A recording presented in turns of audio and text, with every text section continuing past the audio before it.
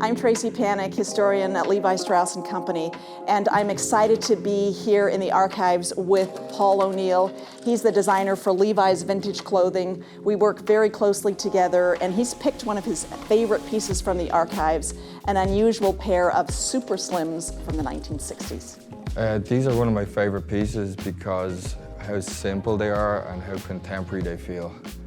If you look at these, you'll notice that there's no arcuate on the pocket, which is very unusual. I think it's the only denim pant from Levi's that I've ever seen without an arcuate on the pocket. Something else which is quite unusual is this black tab with the orange writing. Right.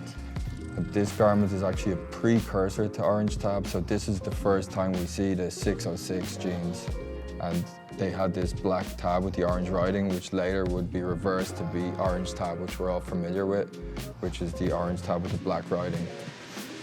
Yeah, there's 606 right there, the lot number.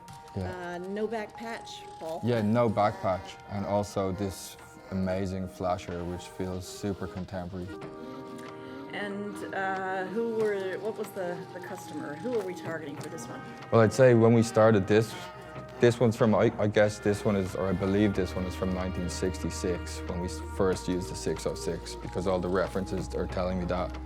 But I think when we started this in 1964 was essentially, it was still called the Super Slims, like you can find it in the catalogs, and that was when we really went to target like the college kids and the youth.